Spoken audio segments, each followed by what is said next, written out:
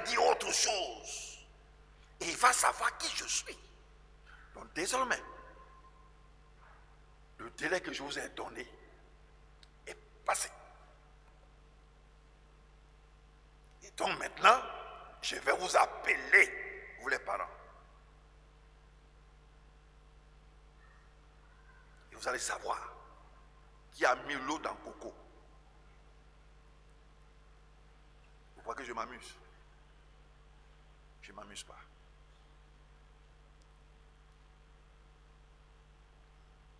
J'ai dit de lire Deutéronome 28. J'espère que c'est ce bien vous avez lu. Quels sont ceux qui ont lu? Deutéronome 28. Levez-vous.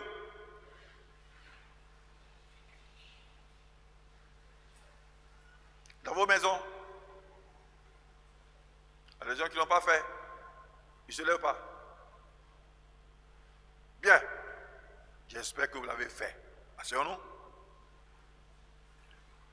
Deutéronome chapitre 28. Bénédiction et malédiction. Comme vous avez constaté, vous avez vu que en ce qui concerne les malédictions, c'est beaucoup. On va lire ça ici un autre jour. Aujourd'hui, on n'a pas le temps. Le temps n'est pas trop long. Parce que ce que je vais dire ce matin, c'est encore important. Bénédiction, c'est juste comme ça. Et puis malédiction, et même malédiction, on dit, il y a des maladies même que tu vas avoir qui ne sont pas décrites dans ce... N'est-ce pas? D'accord. J'espère que quand vous avez lu là, si réellement vous êtes enfant de Dieu, quelque chose s'est passé dans votre âme. On va dans les églises, alléluia, hey, alléluia. On se trémousse là-bas. Dieu est amour, oh, Dieu est amour, Dieu est amour. On dit le commencement de la sagesse, c'est la crainte du Seigneur. Tout pasteur doit enseigner la crainte du Seigneur. Et quand on a la crainte du Seigneur, vous croyez que quelqu'un qui a la crainte du Seigneur, il fait n'importe quoi. Et on voit que les gens n'ont plus la crainte du Seigneur. Et dans les églises, partout, les pasteurs se permettent tout. Et quand le peuple voit aussi que le pasteur se permet tout, les anciens aussi, ils emboîtent le pas.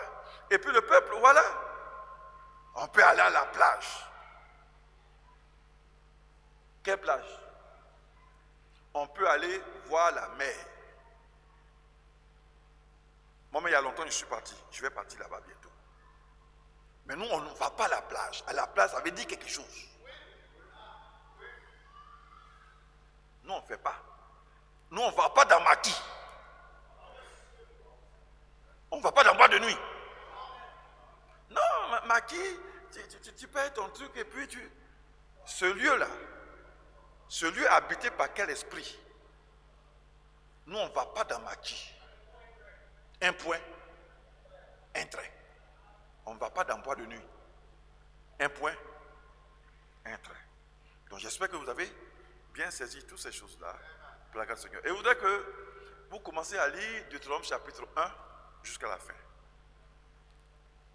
Que dans vos maisons, sûrement que vous êtes en train de lire toute la Bible ou bien vous êtes en train de lire les psaumes, les proverbes, mais je voudrais que vous ajoutez aussi Deutéronome.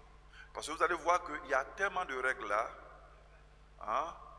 Dieu a donné des règles. Vous voyez, des ordonnances pour régler notre vie. Vous voyez, vie personnelle, vie d'ensemble, ainsi de suite. Et je crois que vous devez faire cela et lire cela. Que Dieu vous bénisse. On va se lever. Nous allons prendre nos Bibles. On va prendre dans Luc chapitre 24. Je vais commencer l'enseignement.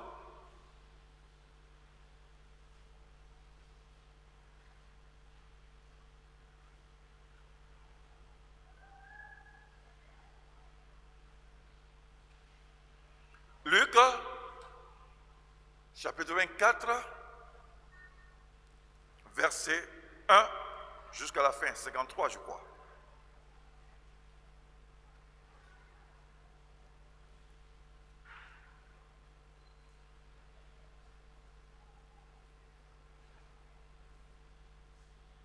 cas, merci pour les frères et les sœurs. Je vois des frères et des sœurs qui viennent dans la semaine, pasteur, tiens 20 000, tiens 50 000, tiens 100 000.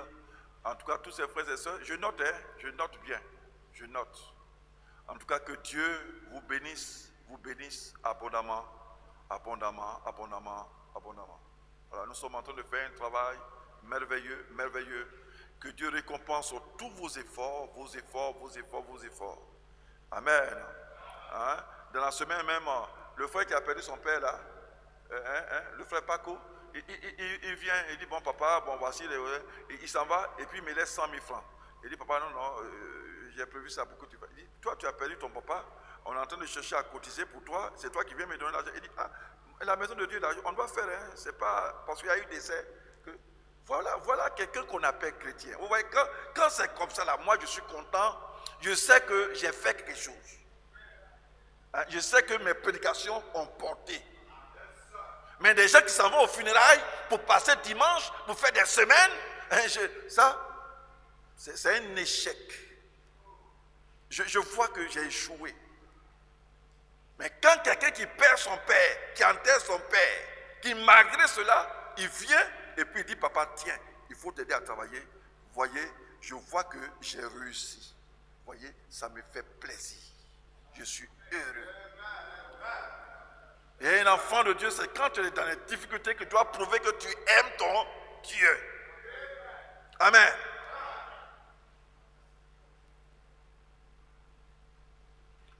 Je fais la lecture. Luc chapitre 24. Le premier jour de la semaine, elle se rendit au sépulcre de grand matin, portant les aromates qu'elles avaient préparés. Les hommes sont tellement charnels. Ouaya. Elle trouvait que la pierre, il fallait voir leur visage, hein, sûrement quand partait, oh Seigneur, oh, notre Seigneur, elles n'ont même pas de... Oh, Ils ont préparé les aromates, il fallait les voir. Pourquoi l'être humain est charnel comme ça? 2. Elle trouvait que la pierre avait été roulée de devant le sépulcre. Et étant entrée, elle ne trouvait pas le corps du Seigneur Jésus. Elles ont commencé à pleurer encore. Comme elles ne savaient que penser de cela. On dit que penser de cela. On dit, wow, c'est quoi ça encore? Voilà. Nos parents bêtés au là. Commencent à rouler là-bas. Rouler là-bas. Comme elles ne savaient que penser de cela, voici. 2 hommes leur apparus. Il faut que 2 hommes viennent, sinon elles vont se tuer. Un habit resplendissant. Et Dieu a fait que les habits même puissent briller pour qu'ils sachent que ce ne sont pas les hommes naturels. Tout ça, Dieu, il a fait ça pour qu'il nous connaisse. Il nous connaît. Si l'habit n'est pas resplendissant, ils vont dire, ah, ça, ce sont des gardiens et tout. Dieu a fait que ça brille au moins pour qu'ils sachent que ce ne sont pas des êtres humains normaux. C'est pourquoi on a écrit ça ici, on a écrit ça ici. Saisis de frayeur. Maintenant, quand ils ont vu ces personnes-là, ils sont saisis de frayeur maintenant. Parce que c'est ça que ne sont pas des hommes naturels. Tout ça, tout ce qu'on dit là, a son importance. Saisis de frayeur, elle baissait le visage contre terre. Maintenant, elle baisse le visage maintenant. Mais il leur dit, pourquoi cherchez-vous parmi les morts celui qui est vivant? Il n'est point ici, mais il est ressuscité.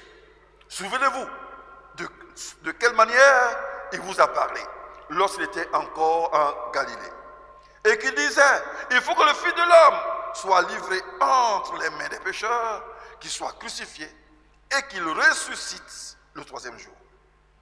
Et elle se ressouvint des paroles de Jésus. Alors, les retour du sépulcre, elles annoncèrent toutes ces choses aux 11 et à tous les autres. Ceux qui disent ces choses aux apôtres étaient Marie de Magdala, Jeanne, Marie, mère de Jacques et les autres qui étaient avec elle. Ils tinrent ces discours pour des rêveries et ils ne crurent pas ces femmes. Mais Pierre se leva et courut au sépulcre. S'étant baissé, il ne vit que les linges qui étaient à terre, puis s'en alla chez lui, dans l'étonnement de ce qui était arrivé. Et voici ce même jour, 2 disciples allaient à un village nommé Emmaüs, éloigné de Jérusalem de 60 stades. Et ils s'entretenaient de tout ce qui s'était passé. Pendant qu'ils parlaient et discutaient, Jésus s'approcha et fit route avec eux. Vous voyez, Jésus s'approcha, mais ils ne le reconnurent pas. On va voir ça tout à l'heure. Mais leurs yeux étaient empêchés de le reconnaître. Il leur dit, de quoi vous entretenez-vous en marchant pour que vous soyez tout tristes? L'un d'eux, nommé Cléopas, lui répondit, es-tu le seul qui, séjournant à Jérusalem, ne sache pas ce qui y est arrivé ces jours-ci? Quoi? Leur dit-il. Et il lui répondit, ce qui est arrivé au sujet de Jésus de Nazareth, qui était un prophète puissant, pas le prophète puissant, mais qui est un des prophètes puissants, en œuvre et en parole devant Dieu et devant tout le peuple. Et comment les principaux sacrificateurs et nos magistrats l'ont livré pour le faire condamner à mort et le crucifier. Nous espérions que ce serait lui qui délivrerait Israël, mais avec tout cela, voici le 3e jour que ces choses se sont passées. Il est vrai que quelques femmes d'entre nous nous ont fort étonnés, s'étant rendues de grand matin au sépulcre. Et n'ayant pas trouvé son corps, elles sont venues dire que des anges leur sont apparus. Elles ont reconnu que ce sont les anges. Elles sont apparus et ont annoncé qu'il est vivant. Quelques-uns de ceux qui étaient avec nous sont allés au sépulcre et ils ont trouvé les choses comme les femmes l'avaient dit. Mais lui, ils ne l'ont point trouvé. Alors Jésus leur dit, ô homme sans intelligence, et dont le cœur est lent à croire tout ce qu'ont dit les prophètes, ne fallait-il pas que le Christ souffrisse ces choses et qu'il entrât dans sa gloire? Et commençant par Moïse et par tous les prophètes, il leur expliqua dans toutes les Écritures ce qui le concernait. Lorsqu'ils furent près du village où ils allaient, il parut vouloir aller plus loin. Mais ils le pressèrent en disant, reste avec nous car le soir approche. Le jour est sur son déclin. Et il entra pour rester avec eux. Ils n'ont pas encore reconnu qui il était. Pendant qu'il était à table avec eux, il prit le pain. Et après avoir rendu grâce, il le rompit et il le leur donna, comme il le fait habituellement. Alors leurs yeux s'ouvrirent et ils le reconnurent. Mais il disparut de devant eux. Parce que c'est là qu'ils vont faire leur truc. Il est parti. On va voir pourquoi il fait tout ça. Et il se dit l'un à l'autre, notre cœur ne brûle-t-il pas aux-dedans de nous lorsqu'il nous parlait en chemin et nous expliquait les Écritures? Se levant à l'heure même, il retournait à Jérusalem et il trouvait les 11 et ceux qui étaient avec eux assemblés. Et disant, le Seigneur est réellement ressuscité, il est apparu à Simon. Et il racontait ce qui leur était arrivé en chemin et comment il avait reconnu au moment où il rompait le pain. Tandis qu'il parlait de la sorte, lui-même se présenta au milieu d'eux et leur dit, la paix soit avec vous. Saisis de frayeur et d'épouvante, ils croyaient voir un esprit. Ils ne l'ont pas encore reconnu. Mais il leur dit, pourquoi êtes-vous troublés? Et pourquoi pareille pensée s'élève-t-elle dans vos cœurs? Voyez mes mains et mes pieds. C'est bien moi, touchez-moi et voyez. Un esprit n'a ni chair ni os, comme vous voyez que j'ai. Et en disant cela, il leur montra ses mains et ses pieds, comme dans leur joie. Comme dans leur joie. Ils ne croyaient point encore. Et qu'ils étaient dans l'étonnement. Il leur dit, avez-vous ici quelque chose à manger? Il lui présentait du poisson rôti et un rayon de miel.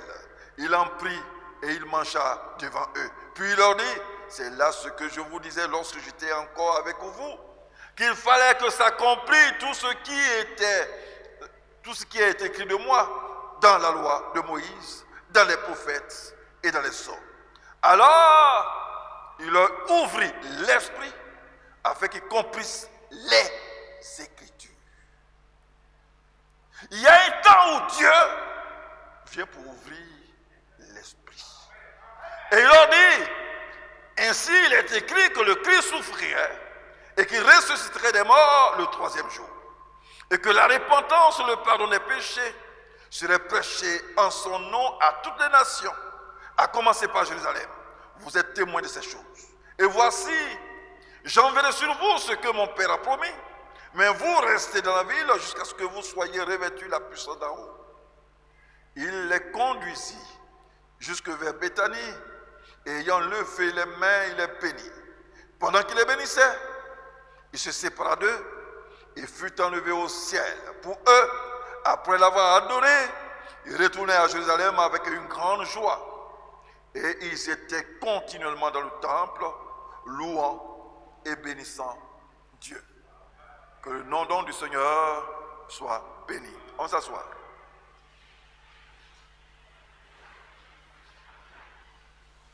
Nous bénissons le Saint-Nom de Dieu. Je crois que le titre que j'ai donné, c'est la rélecture de la parole de Dieu, la parole de Christ. La rélecture. Donc Dieu a voulu que nous puissions faire la lecture et la rélecture. Parce que quand on dit la rélecture, c'est qu'au préalable, il y a eu une lecture.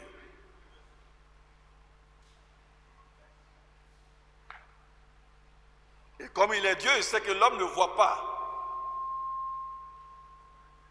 La première fois qu'il voit, il a permis que l'homme puisse faire la rélecture. La rélecture.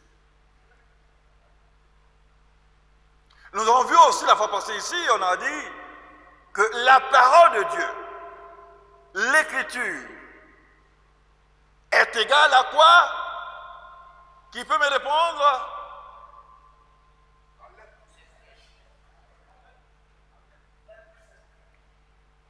Lettre plus esprit. Donc il y a une lecture de la lettre et il y a une autre lecture de l'esprit. Nous sommes d'accord? Est-ce que nous sommes d'accord? Vous êtes vivants? Non, Dieu ne sent pas, hein? Vous êtes vivants! Ça, je n'ai pas encore saisi ça. Est-ce que vous êtes vivants? Mais montrez-moi que vous êtes vivants. Hein? Donc la parole, l'écriture est égale à la lettre et l'esprit. La lettre aussi, vous pouvez dire, entre parenthèses, la parole. Parce que ce que je suis en train de vous dire, c'est la parole.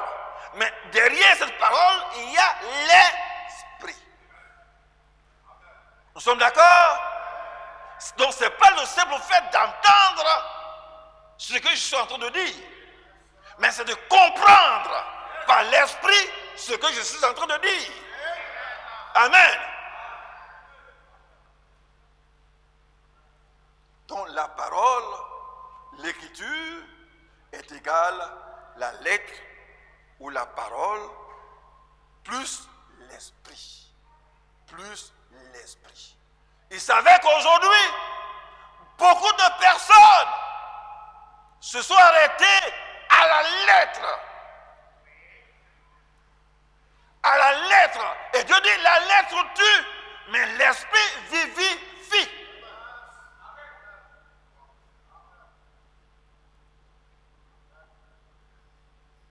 Et il y a trop de choses dans ce message.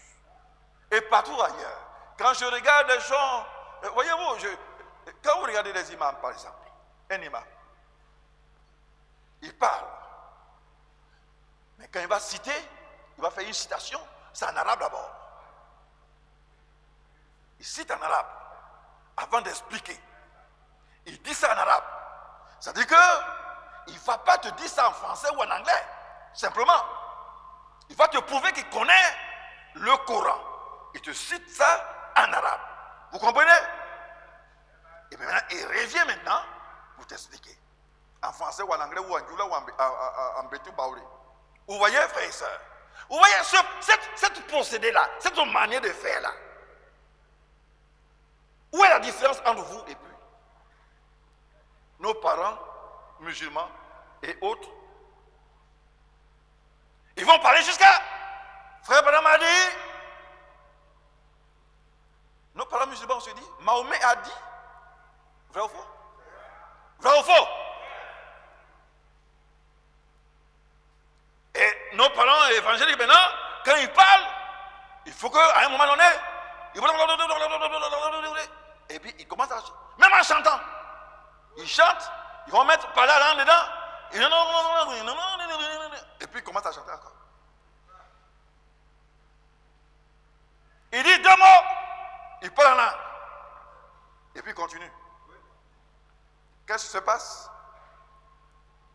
Qu'est-ce qui se passe? Qu'est-ce qui se passe?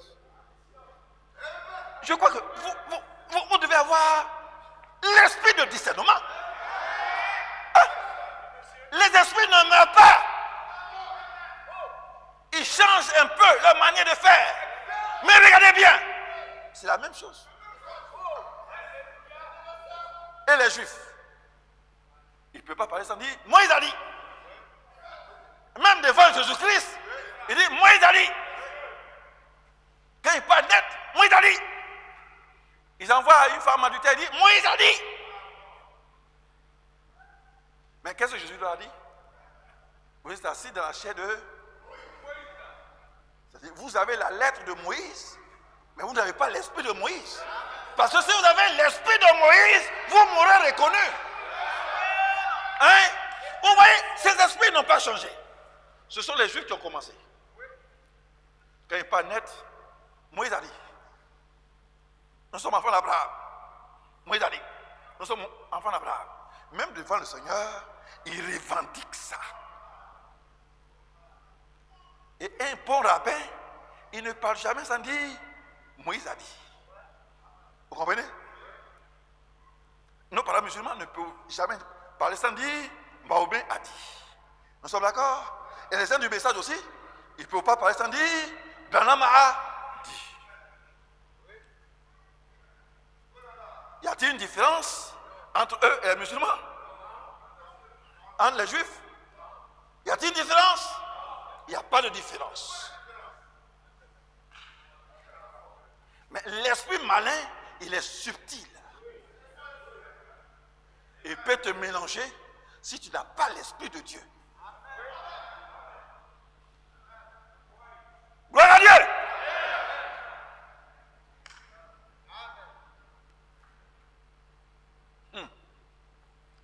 Donc vous voyez, on est en train de prêcher la parole de Dieu. Après la résurrection du Seigneur, d'abord je voudrais vous préciser que le Seigneur, après la résurrection, il a passé 40 jours, 40 nuits. Il y avait 3 leçons à tirer, n'est-ce pas? 3 leçons. D'abord, il n'est plus allé vers les autres. Il est resté avec ceux qui l'ont accompagné à la croix. Nous sommes d'accord? Et puis il a cherché à leur ouvrir l'esprit. Et troisièmement, pour les envoyer à la chambre haute. Nous sommes d'accord? Ces 3 faits sont là. C'est pourquoi il est resté pendant 40 jours et 40 nuits. Nous sommes d'accord? Et nous avons dit que pendant ces 40 jours, c'était pour qu'ils puissent faire la réelle lecture de la parole de Dieu. Nous sommes d'accord? Amen.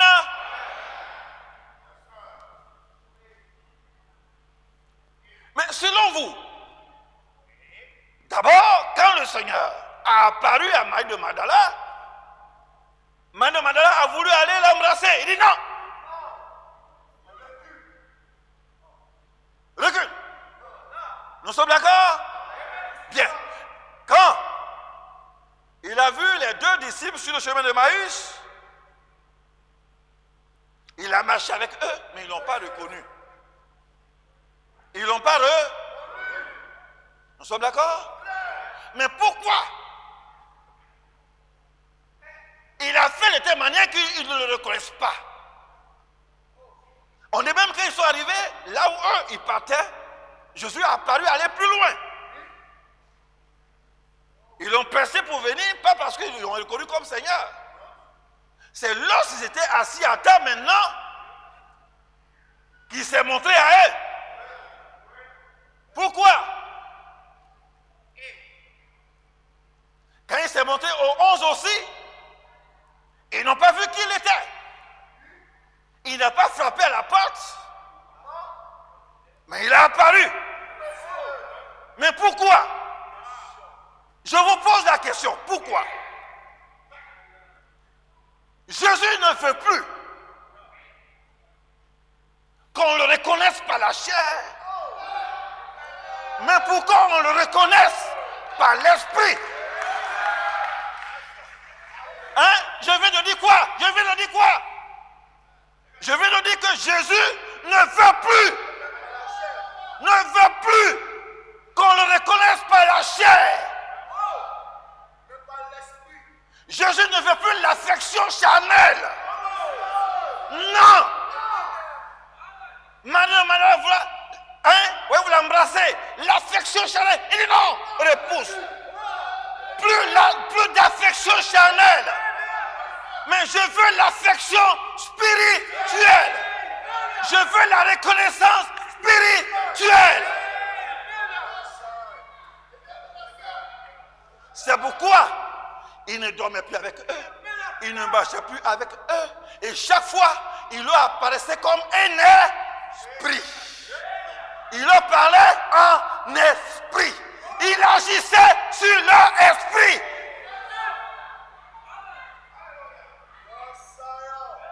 Amen. Le temps de la chair est passé. C'est le temps de l'esprit. J'ai affaire à votre esprit.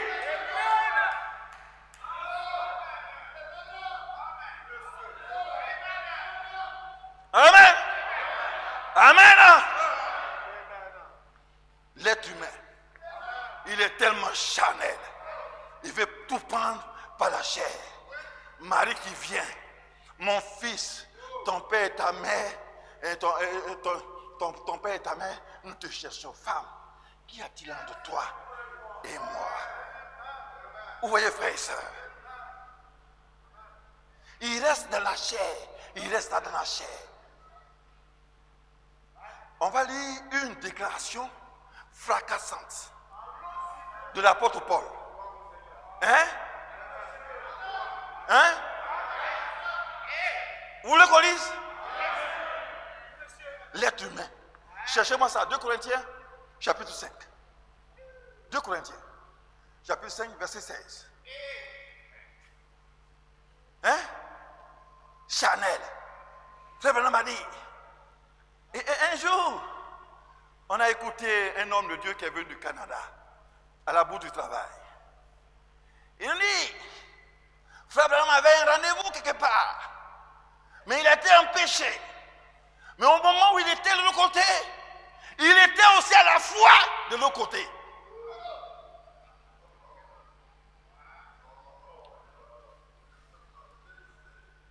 Et il fallait voir d'autres personnes. Wow. C'est là même que j'ai croisé mes pieds et j'ai croisé mes bras.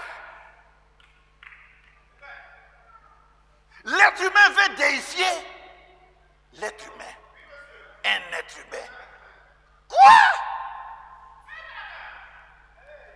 Même le Seigneur Jésus-Christ lui-même, étant sur la terre, il n'était pas dans un lieu et puis il était dans un autre lieu. Et c'est un être humain mortel qui se trouve là-bas et puis se trouve à la fois de l'autre côté. Que le Seigneur puisse nous aider.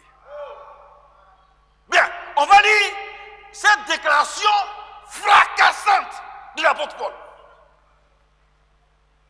Il dit ainsi, dès maintenant, nous ne connaissons personne selon la chair. Et si nous avons connu Christ selon la chair, maintenant, nous ne le connaissons plus de cette manière.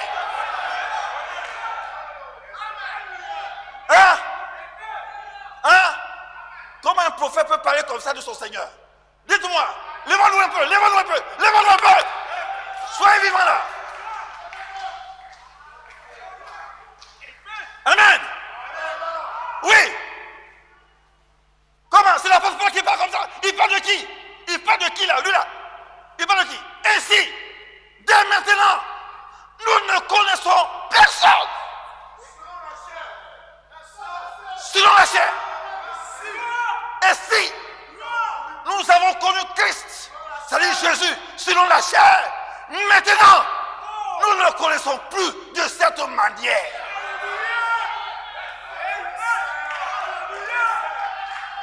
Parce que il entendait cette personne. Quand Jésus était vivant, je l'ai touché. J'ai mangé avec lui. J'ai marché avec lui. Et pourtant, leur vie n'est pas digne de l'évangile.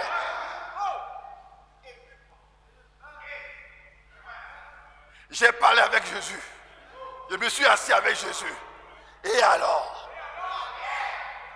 Et alors? Nous voyons que quand même ils ont mangé avec Jésus, mais après la résurrection, ils ne le connaissaient pas. Amen. Et vous osez me parler encore que j'ai connu Jésus, j'ai fait ceci, j'ai fait cela. Amen. Où est la différence entre les disciples et puis lui, Paul? Et si vous voyez, vous allez voir que les disciples là, ce n'est pas eux-mêmes qui sont venus à Jésus. C'est Jésus qui est allé les appeler. Amen.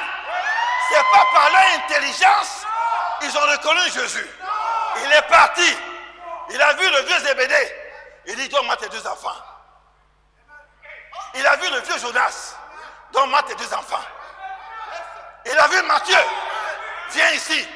Ce n'est pas Matthieu par son intelligence qu'il est venu vers Jésus. C'est lui-même qui les a appelés. Amen. Il pouvait appeler Paul aussi. Mais il a laissé Paul là-bas. Parce que Paul était un docteur, un pharisien.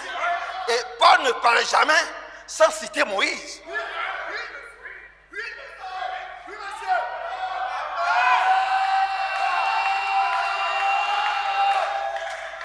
Paul avait la lettre. Et les disciples avaient la chair de Christ.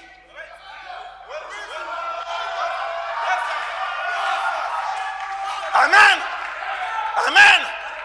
Mais Paul, malgré qu'il avait la lettre, n'a pas reconnu Jésus. Amen. Il n'était pas dans un autre pays. Il n'était même pas hors. Il était à Jérusalem. Mais il n'a pas reconnu Jésus. Parce que Jésus ne l'a pas appelé. Et pourtant, il avait la lettre. Il avait la lettre. Pierre et les autres aussi, ils avaient la chair de Moïse. Mais ils ne savaient pas qui il était. Après la résurrection, ils ne savaient pas qui il était. Où est la différence entre Paul et ceux qui ont vu le Seigneur? Et s'il y avait une différence, il n'y a pas de différence. Amen.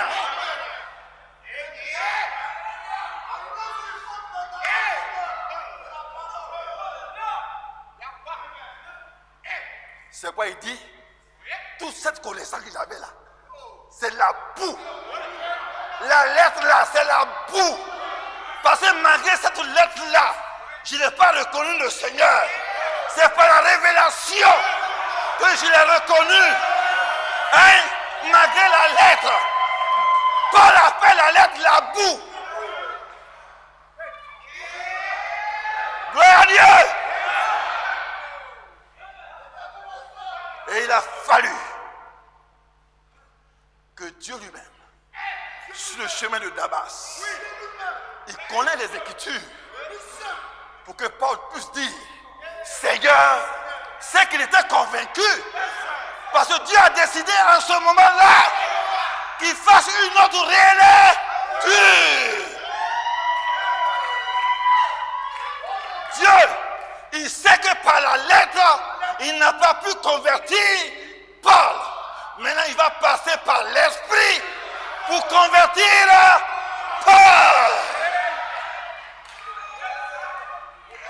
La même manière, que ceux qui ont connu le corps du Seigneur n'ont pas pu le reconnaître. Il a fallu qu'il passe en esprit pour convertir leur esprit. Alléluia! Alléluia! On s'assoit. Asseyons-nous, frères et sœurs. Amen. Vous comprenez la parole de Dieu? Alléluia! Le pasteur David, il ne vous conduit pas à un homme.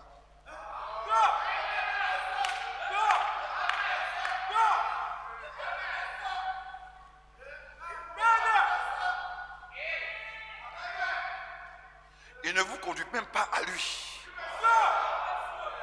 Parce que pasteur David, c'est un menteur. Mais Jésus, c'est la vérité. Pasteur David, c'est un stupide, un insensé. Mais Jésus-Christ est l'intelligence et la sagesse. Pasteur David est un pécheur. Mais Jésus, c'est le Saint des Saints. Pasteur David est un perverti. Mais Jésus, c'est la sainteté.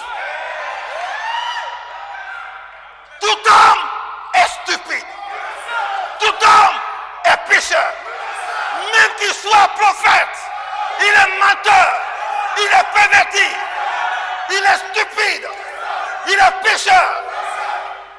C'est pourquoi dans la parole de Dieu, il est dit que tout homme soit reconnu pour menteur. Et Christ, alléluia, alléluia, que tout homme, il n'est pas dit exception, que tout homme,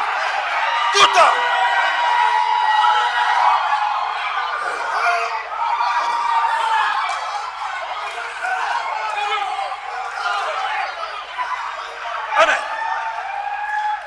que tout homme soit reconnu pour menteur. On n'a pas dit exception les apôtres, on n'a pas dit exception les prophètes, mais que tout homme soit reconnu pour menteur et Dieu pour vrai.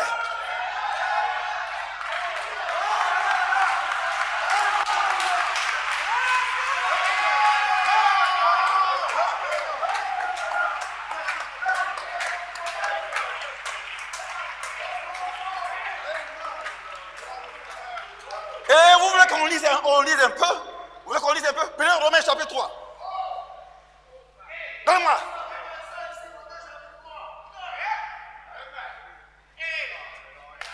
Qui est un prophète? Qui est l'apôtre? Qui est un pasteur? Qui est un être humain né de femme? C'est un menteur. C'est un stupide. C'est un insensé. C'est un perverti. Seul Jésus-Christ.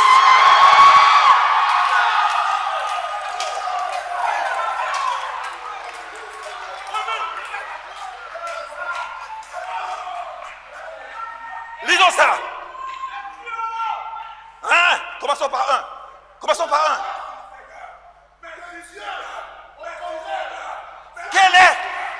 Quel est donc l'avantage des Juifs? Ou quelle est l'utilité de la circoncision? Allons-y. Il est grand de toute manière. Et tout d'abord, parce que les oracles de Dieu leur ont été confiés. Et quoi? Si quelques-uns n'ont pas cru, leur incrédulité anéantira-t-elle la fidélité de Dieu? Loin de là. Que Dieu, au contraire, soit reconnu pour vrai et tout homme pour menteur, selon qu'il est écrit, que tu sois trouvé juste dans tes paroles et que tu triomphes lorsqu'on te juge. Ne crois pas que tu es quelqu'un. Allons-y. Mais si notre injustice, écoutez bien, si notre injustice établit la justice de Dieu, que dirons-nous? Dieu est-il injuste quand il déchaîne sa colère? Hein? Parce qu'il a fait que toi tu es injuste? Parce qu'il dit, tu es injuste, je te frappe. Tu vas te plaindre pour ça? Tu vas te plaindre? Il dit, notre injustice établie là. En d'autres termes, toi tu es injuste, mais lui il est. Allons-y. Je parle, il dit ici, je parle à la manière des hommes. Amen. Loin de là. Autrement, comment Dieu jugerait-il le bon? Si c'est lui-même qui nous a rendu injustes. Et si par mon mensonge, la vérité de Dieu éclate davantage pour sa gloire, pourquoi suis-je moi-même encore jugé comme pécheur? Alléluia. Et pourquoi ne ferons-nous pas le mal afin qu'il en arrive du bien? Comme quelques-uns qui nous calomnient prétendent que nous le disons. La condamnation de ces gens est juste. Allons-y. Quoi donc? Sommes-nous plus excellents? Nullement. Car nous avons déjà prouvé que tous, juifs et grecs, sont sous l'empire du péché. Alléluia. Selon qu'il est écrit, il n'y a point de juste, pas même un.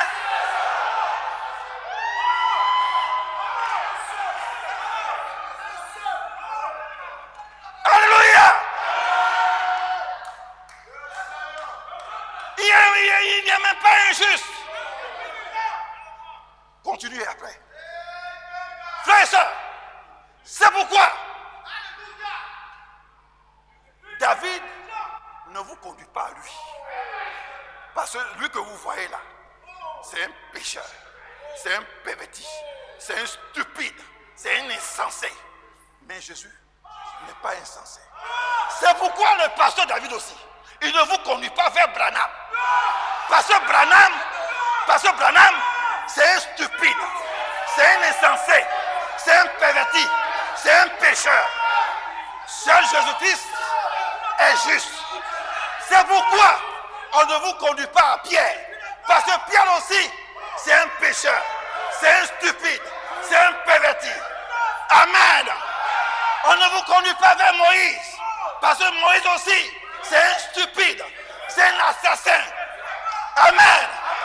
Mais lui, Jésus, il est le vrai, il est la vérité, il est la vie. Amen. Avec Jésus, on ne se trompe pas. Mais avec David, on peut se tromper. Avec Branham, on peut se tromper. Avec Moïse, on peut se tromper. Mais avec Jésus, on ne se trompe pas.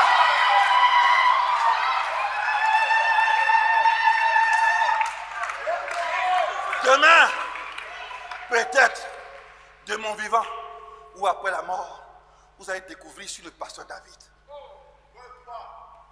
Hein? Il a fait ça. Il a fait ça. Mais si il vous avait conduit à lui, votre foi allait chuter.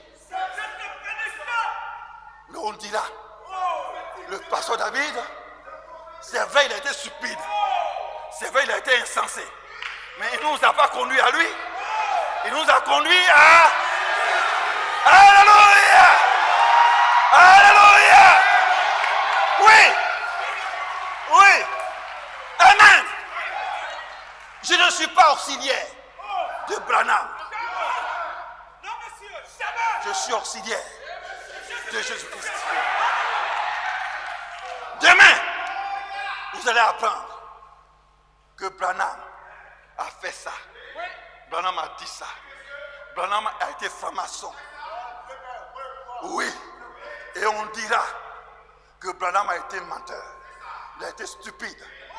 Il a été insensé. Mais il nous a conduits à Jésus. Alléluia.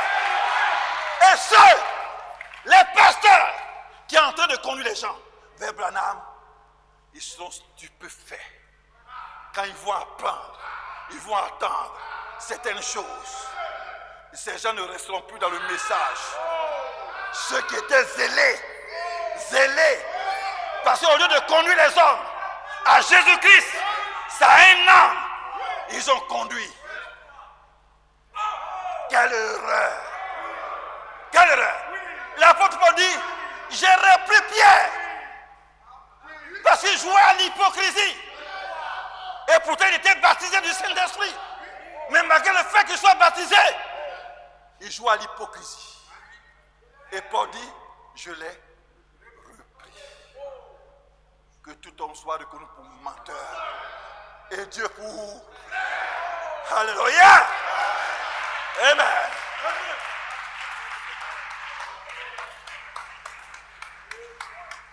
Oh là là. Il est quelle heure?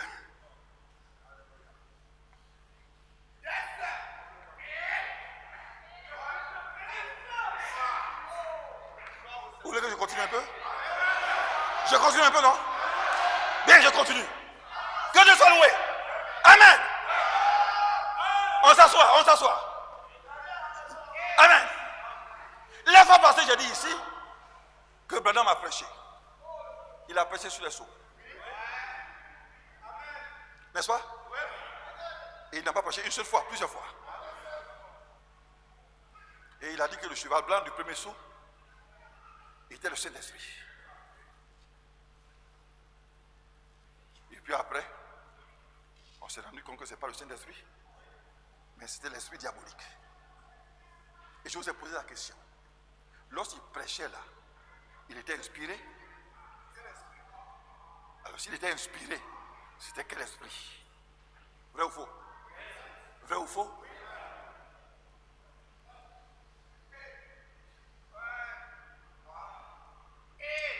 Il a prêché aussi sur le mariage. Et ce n'était pas tout à fait ça. Et l'esprit lui a dit, attends que les seaux soient ouverts. Attends que les seaux soient ouverts avant de réveiller là-dessus. Vrai ou faux? Ce n'est pas lui le prophète. Il n'était pas baptisé du Saint-Esprit. Il était baptisé du Saint-Esprit. Mais il a fait erreur. Plusieurs fois. Nous sommes d'accord? Je ne sais pas si les brahmanistes savent ça. Ils savent. Ils savent.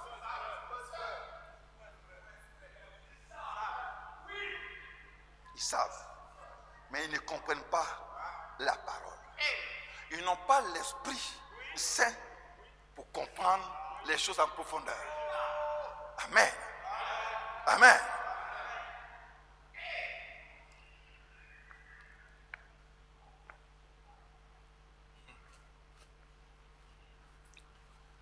Le prophète Branham dit,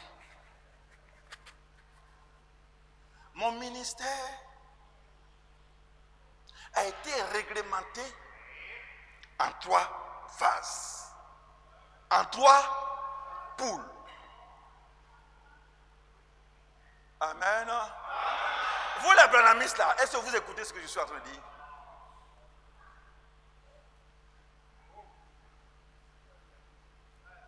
Vous comprenez? Il dit, mon ministère, c'est en 3 phases, en 3 poules. Mon ministère a été en 3 phases, en 3 poules. Et vous voyez, quand souvent le prophète dit des trucs comme ça, il pense que c'est sorti comme ça, que c'est le prophète lui-même qui a dit. Et il ne peut pas dire quelque chose qui n'est pas dans la parole. Hein? N'est-ce pas? Il dit le premier poule. Le premier poule consistait ainsi de suite, deuxième poule, ainsi de suite. Et le troisième poule, c'est l'apparition des anges qui sont venus pour ouvrir les sceaux. Nous sommes d'accord? Cela veut dire quoi? Qu'aussi longtemps que ces anges ne sont pas venus, il ne lui était pas permis de faire certaines choses.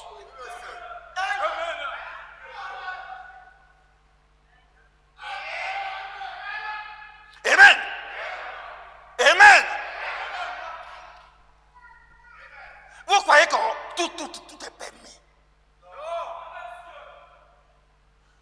Quand tu étudies la parole de Dieu, tant que Dieu lui-même ne t'a pas ouvert l'esprit, laisse ça jusqu'à ce que Dieu soit loué. Et il a confondu, il n'a pas compris réellement son ministère. Il n'a pas compris. C'est plus tard que le Seigneur va lui faire voir que ton ministère, c'était en 3 phases. Le premier pôle, le deuxième pôle et le troisième pôle. Et il a essayé maintenant de rectifier certaines choses. Mais Dieu a laissé certaines choses en suspens. Dieu a laissé le prophète Branham se tromper sur plusieurs choses pour faire la différence entre ceux qui sont attachés à la chair et ceux qui sont attachés à l'esprit.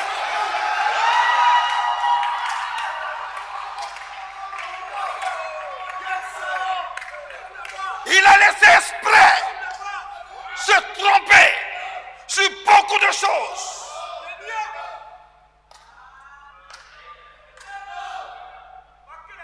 Pour marquer la différence entre ceux qui sont attachés à la chair et ceux qui sont attachés à l'esprit.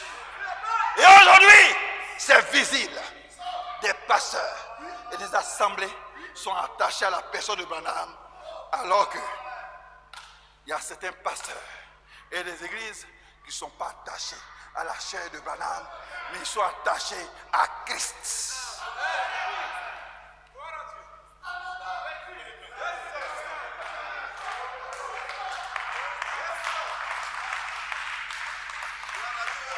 Quand bien même il était rempli du Saint-Esprit, Dieu l'a laissé pour commettre ses erreurs monumentales. Comment tu peux dire que le cheval blanc, c'est le Saint-Esprit? C'est l'esprit diabolique, c'est le diable lui-même. Dieu l'a laissé exprès. Et aujourd'hui, la différence est claire et nette. Ceux qui sont attachés à l'esprit et ceux qui sont attachés à la personne. Même Jésus lui-même n'a pas voulu qu'on s'attache à sa chair, mais qu'on s'attache plutôt à son esprit. C'est quoi l'apôtre Paul dit? Dès maintenant là, on ne reconnaît plus personne selon la chair. Même s'il y a eu des gens qui ont connu Jésus dans la chair avant, ce n'est plus cette manière que nous voyons Christ maintenant. Amen. Amen. Bien. Je vais finir bientôt. Quand le prophète dit mon ministère a été régi et réglé en 3 phases, il croit que c'est sorti comme ça, quoi. Jésus-Christ est passé par ces 3 phases.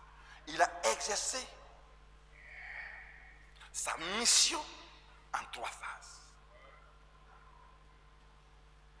Amen. Dites-moi Amen. Amen. Vous voyez, le prophète a prêché les 3 sortes de croyants.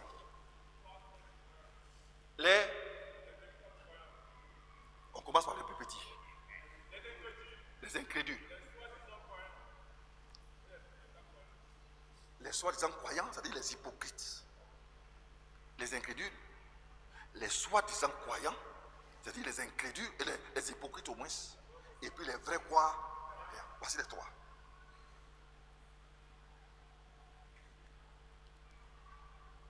Les incrédules, les hypocrites et les vrais croyants. Vous voyez, non? Vous allez voir que les 3 poules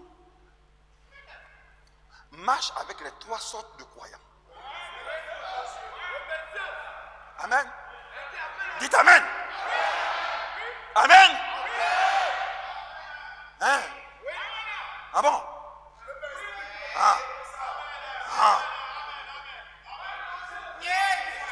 Dieu ne fait pas les choses au hasard. Il fait tout ça étape par étape. Il dit, je suis le chemin. Je suis un processus. Amen. Quand Jésus est apparu, il a commencé à faire des miracles, à faire des prodiges. Et tout le monde venait. Tout le monde. Les incrédules, les hypocrites et les croyants. Tout le monde venait. Wow, wow, wow. L'église était remplie, ça débordait. À un moment donné, il dit, il va falloir qu'on se sépare des incrédules. Je vais passer à une autre phase. La première phase, c'est pour prendre tout le monde. Comme le pêcheur qui cherche son filet. Quand il cherche son filet, il y a des vrais poissons, des tortues de mer, des serpents de mer, des crabes et autres. Mais il doit tirer ça sur la berge et faire le tri. Il va faire le tri. Quand il va passer à la deuxième phase, il dit, celui qui ne mange pas ma chair et mon sang n'a pas la vie éternelle. Vous voyez, il est passé à une autre vitesse, à une autre phase, à une autre pôle. 70 que Jésus lui-même a envoyés, ils ont fait des miracles. Eux ils disent, non, on ne croit pas à ça. Donc nous, on se rédit.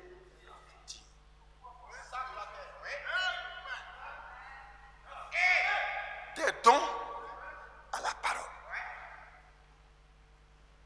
Et les incrédules ne peuvent pas. Il dit non, nous on ne va pas. Nous on ne te suit plus. C'est notre limite qui est là. Et il pose la question à ceux qui sont restés aux 12. Il dit, et vous autres?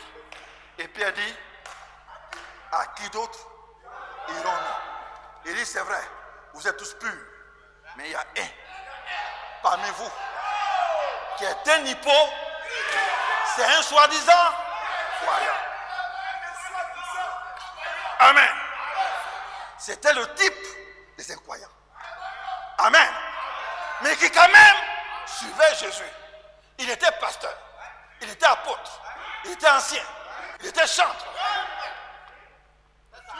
Il était quelqu'un d'important. Mais il était là. Il partait partout. Mais c'était un hypocrite. Et il est arrivé maintenant au deuxième poule. Je suis dans le troisième. Il dit, bon d'accord. Quelqu'un va me livrer. C'est nous? Non. C'est nous? Non. C'est la personne qui est en train de lutter avec moi. Dans le sens. Seigneur, c'est moi? Oui, c'est toi. C'était son temps de sortie. Le troisième poule, c'est pas tout le monde qui y entre. Avant que Jésus n'aille à la croix, il avait déjà fait le tri. Il a fait sortir les incrédules et il a fait sortir l'hypocrite. C'est après l'avoir fait qu'il allait maintenant à la croix. Et après la résurrection, tous ceux qui étaient parmi lui, devant lui, étaient des vrais croix. Mais vous voyez, malgré qu'ils soient les vrais croyants, vous voyez leurs difficultés pour croire. Malgré qu'ils soient les vrais croyants, hein? Malgré qu'ils soient les vrais croyants, vous voyez les difficultés qu'ils ont eues à croire. Dès cet instant, ceux-là, ils peuvent aller à la chambre haute et avoir le Saint-Esprit. Mes chers frères, mes chères sœurs, il y a eu un temps où nous tous, nous avons dit, Branham a dit, les incroyants, les hypocrites, et tous ils sont venus. Et dans cette église, vous avez vu, les incroyants, ceux qui ne croient pas avec nous, ils sont partis. Mais les hypocrites étaient restés avec nous. Vrai ou faux? Alléluia!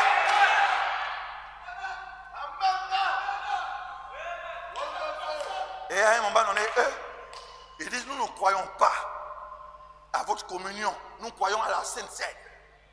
Nous ne croyons pas à ceci, nous croyons à ça. Et plus de 70 personnes aussi sont sorties. Les hypocrites sont sortis. Les églises, ceux qui ne sont pas encore passés par là, qui sachent que des moments difficiles leur attendent.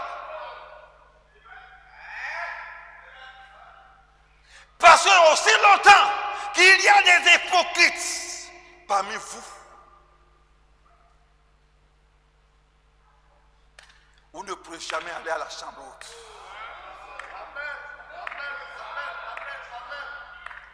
Quand Dieu va inspirer le pasteur pour apporter la vraie parole, ils vont livrer leur pasteur, ils vont livrer leur église.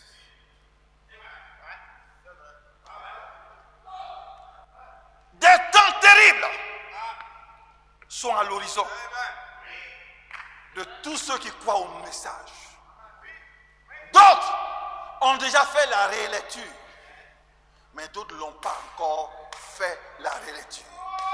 Ils sont encore à la lettre. Dans leur prédication, dans leur comportement, ils sont encore à la lettre. C'est parce qu'ils sont encore à la lettre que les hypocrites sont encore là. Le jour qu'ils vont passer à l'esprit, les hypocrites ne resteront plus. Et ils s'en iront.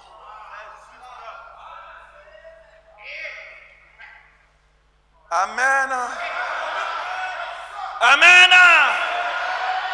Il y a une manière de connaître selon la lettre, la parole. Il y a une autre manière de connaître la parole selon les esprits.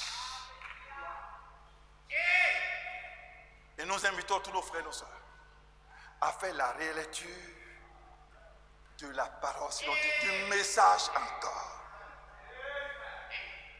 Que le nom du Seigneur soit béni. Mes chers parents, que je sois là, que je ne sois plus là, peu importe, ne restez jamais attaché à un homme. Parce que tout homme est un menteur. Allez au-delà. Allez à Jésus-Christ. Tournez votre regard vers Jésus-Christ. C'est ce que je vous ai enseigné depuis 1000 ans. Ce message que je vous apporte, ça fait 15-17 ans que j'ai apporté de l'autre côté. Et j'ai parlé un peu aujourd'hui. J'ai voulu reprendre cela. Je suis à passer 40 jours et 40 nuits pour agir sur leur esprit et non sur leur chair. Non. Cette familiarité charnelle, il n'en veut plus. Il veut cette familiarité spirituelle. Et aujourd'hui, vous voyez des fanatiques. Des fanatiques dans les églises du message. Les fanatiques, les pasteurs. Et ce qui fait que les pasteurs, quand on les surprend, Ils font comme ça, ils s'en vont. Et puis on les surprend. On dit, bon, tu vas prêcher dans 1 heure. Oh là là. Parce que c'est avec ordinateur, ils prêchent. Pour rassembler les cotations. Ça devient un calvaire. Au lieu de prêcher en esprit. Mais vous les voyez maintenant, ils montent à la chair. Mais c'est tout de suite qu'on m'a dit que j'allais prêcher. Je ne me suis pas préparé tout à fait. Que le nom du Seigneur soit béni. Et pourtant la Bible est devant lui.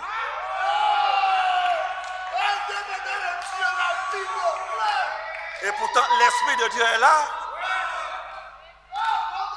L'Esprit de Dieu est là. Comme il dit David, dans 5 minutes tu vas prêcher.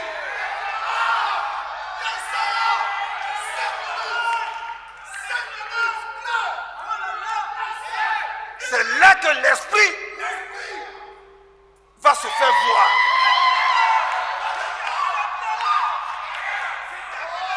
C'est là que Dieu va effacer la chair pour prendre la place.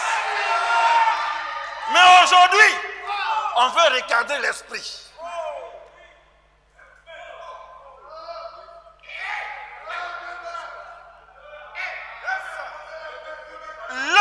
que nous sommes nés de l'Esprit Saint. Nous sommes une nouvelle créature. On ne dépend plus de la chair et on ne dépend plus de la lettre, mais on dépend de l'Esprit.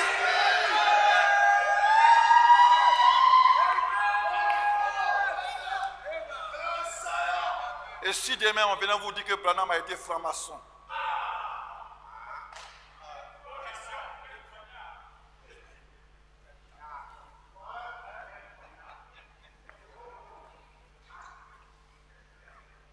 tu vas laisser encore dans le message? Hein? Répondez-moi. Répondez-moi. Si vous apprenez que Branham a été un franc-maçon, tu feras quoi, ma fille? Tu feras quoi? Hein? Branham lui a été franc-maçon. Jésus a été franc-maçon? Est-ce que Jésus a été franc-maçon? Et si on venait vous dire que Pasteur David, il a été rosicrucien?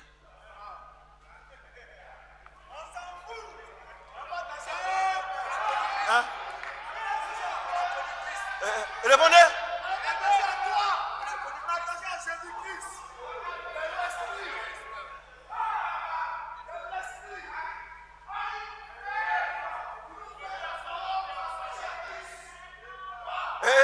Et si on vous disait que le pasteur David, il a confessé à son pasteur qu'il se masturbait. Ah, on a pensé que le pasteur David c'est un homme saint, alors que lui aussi s'est masturbé.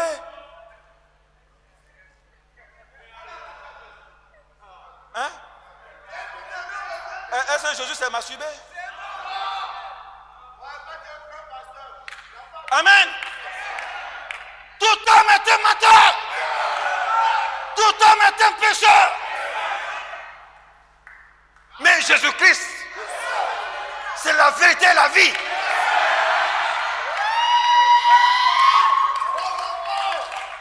C'est pourquoi il ne faut jamais conduire les hommes à un homme. Il faut conduire les hommes à Jésus-Christ. On va dans les églises. Et puis c'est le pasteur du prophète. C'est sa photo qu'on voit. C'est sa photo. Quand on ouvre le portail comme ça, c'est sa photo qu'on voit. Quand on va rentrer dans son bureau, c'est sa photo qu'on voit. Et le prophète dit, quand ils font leur campagne d'évangélisation, ils écrivent en gros caractères, tel évangéliste, et puis ils mettent en bas, Jésus-Christ, petit Jésus. Ce sont des croyants, ça? C'est un homme qu'on élève. C'est un homme qu'on met en valeur. C'est le nom de Branham qu'on met en gros caractère, et le nom de Jésus, on met ça en petit caractère, les branhamistes. Et aujourd'hui, vous savez, quand vous rentrez dans les églises des branhamistes, vous verrez à la chair une croix et vous verrez la colonne de feu à la gauche de la croix, et puis vous verrez Branham et la colonne de feu à la droite de la croix. Qui est pécheur? Qui est le bandit pécheur? Et le bandit sauvé? Vous voyez la stupidité, la folie, la folie des gens de ce message. Ils mettent une croix, et puis ils mettent la colonne de feu à la gauche, et puis ils mettent Branham avec la colonne de feu à droite. Et pourtant on dit à la croix là, il y avait un bandit qui est sauvé à la droite et un bandit à la gauche. Ce que vous avez mis là, qui est le bandit sauvé, repentant, et le bandit non repentant. Hein? Hein? Vous voyez des gens charnels? Vous les voyez charnels? Des gens charnels. Vous voyez, frère et soeur, quand tu leur poses la question, il dit, mais quand tu es à Branham là, tu ne vois pas la colonne de feu sur lui. Attends, c'est la colonne de feu que tu veux montrer? Ou bien c'est Branham que tu veux montrer? Lèvons-nous un peu, lèvons-nous un peu, lèvons-nous un peu.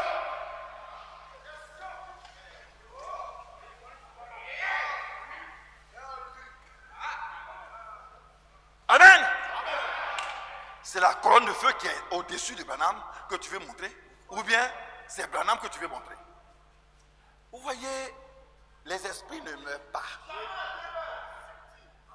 Quand vous allez chez nos parents catholiques, à l'entrée du temple, il y a le sanctuaire marial.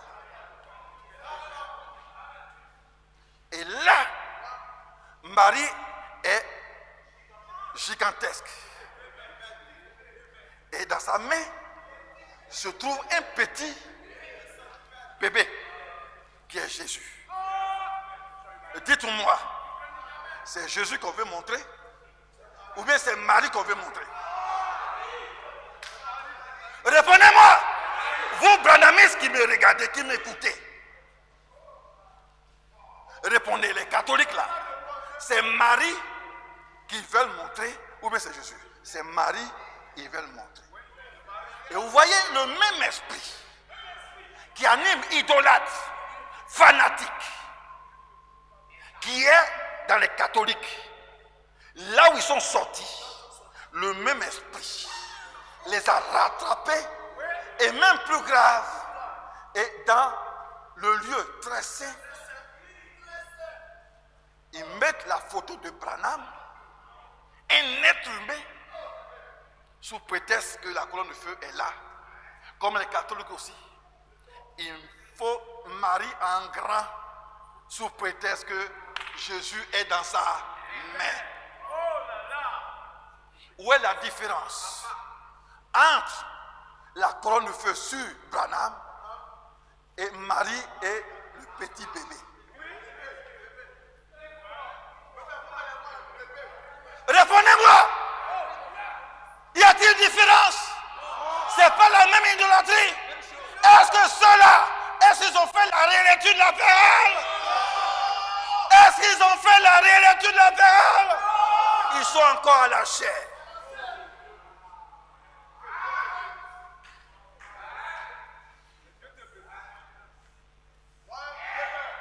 Et vous savez, moi-même je l'ai fait. Mais après l'esprit m'a repris. J'ai mis la colonne de feu à la chair.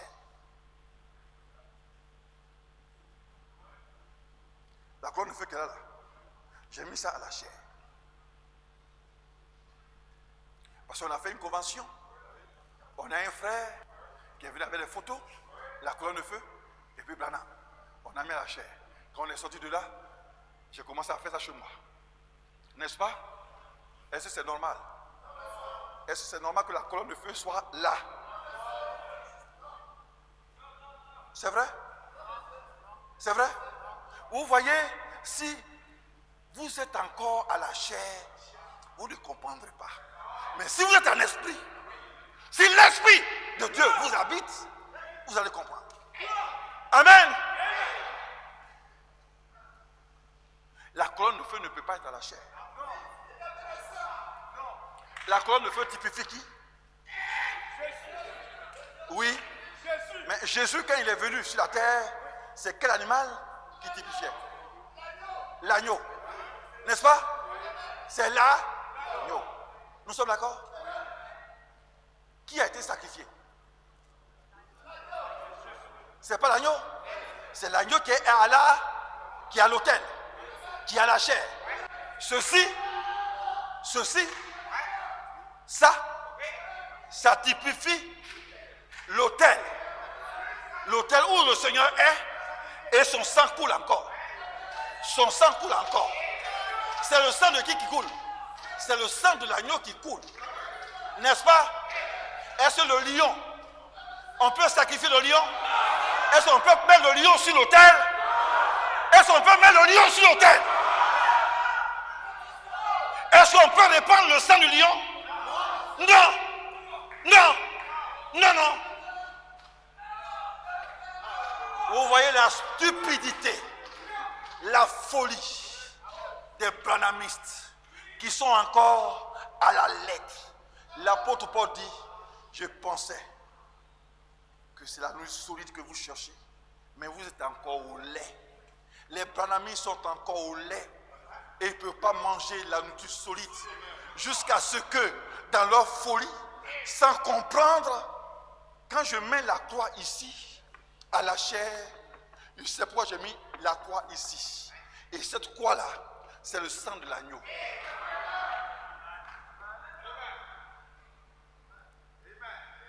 Mais quand il viendra comme un lion rugissant. Il n'est plus à la chair, mais il sera dans les airs. Et il va attirer tous ceux qui ont cru à sa rencontre. À sa rencontre. Pour l'enlever. Pour l'enlever. Il n'est plus sur la terre. Le lion viendra sur les nuées. Les morts ressusciteront. Et ceux qui sont restés, ils sont tous enlevés. Et ils iront à la rencontre du lion de la tribu de... Alléluia! Il ne peut pas être Allah.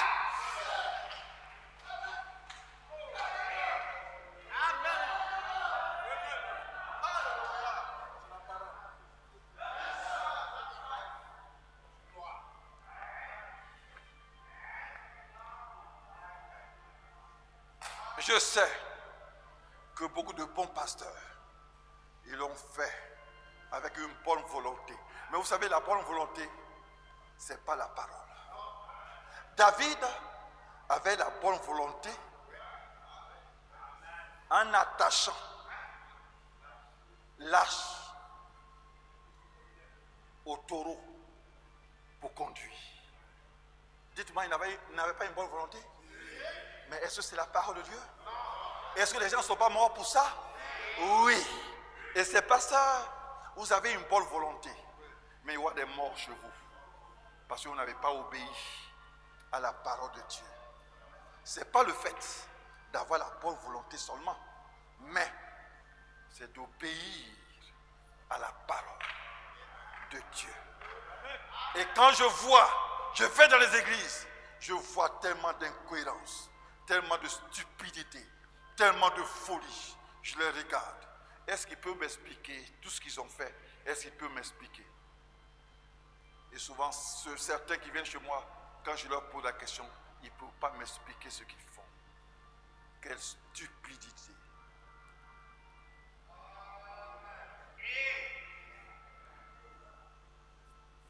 Qui est content ce matin? Qui est plus content ce matin?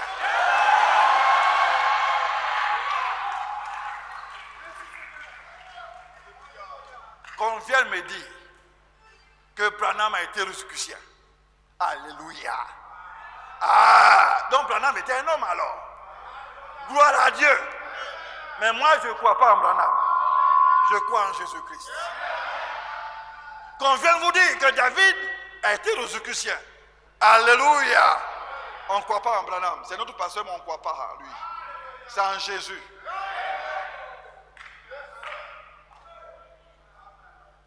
Que Dieu vous bénisse. Que Dieu vous bénisse. Je vous invite à vous attacher à Jésus seul. Ni à moi, ni à Branham, ni à Moïse, ni à aucun homme. Mais à Jésus. Jésus seul. Quand le jour que vous serez devant Jésus-Christ, vous lui direz, c'est toi que je voyais. C'est toi que j'écoutais. C'est toi que j'aimais, que j'adorais. Amen. Amen. Amen.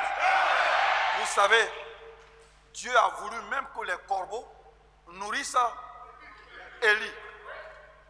Corbeau typifie qui? Répondez-moi. Le corbeau typifie qui? Quels sont ceux qui s'habillent et puis il met ici? Il met ici blanc. Hein? Ce sont les pasteurs. Ce sont les prêtres qui s'habillent et ils mettent ici. Ils sont en noir et puis il y a un blanc ici. Ils sont habillés d'une autre couleur, il y a quelque chose ici. comme le corbeau. Mais ils ont donné à manger à Élie Dieu a permis qu'il enseigne. Dieu a permis qu'il enseigne. Un faux peut vous enseigner. Mais si vous avez l'Esprit de Dieu,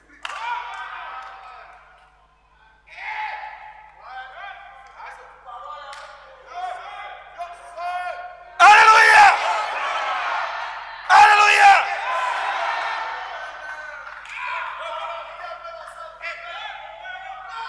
Oui, les corbeaux ont nourri Élie. Amen. Et c'est un corbeau qui a baptisé Branham.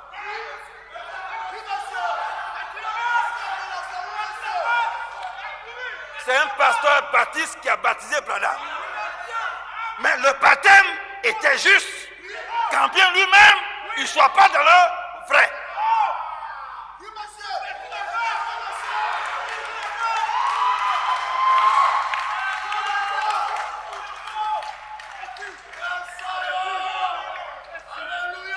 Lui, il baptise au nom du Père, du Fils et du Saint-Esprit. Mais le prophète lui a dit, le vrai baptême, c'est au nom du Seigneur Jésus-Christ. Donc, baptise-moi au nom du Seigneur Jésus-Christ. Et ce corbeau, il mange n'importe quoi. Mais pour Branham, c'était juste. Qu'est-ce que vous en dites? C'est pourquoi ce n'est pas à l'homme qu'on s'attache. C'est à Jésus qu'on s'attache. Quand on a fait la réécriture de la parole de Dieu, désormais on est marié à l'esprit. Et tous les liens charnels sont découpés. Tourne-toi vers ton frère, ta soeur, dis-lui que je te bénisse. Que je te bénisse. Que je te bénisse. Que je te bénisse. Que je te bénisse. Que je te bénisse.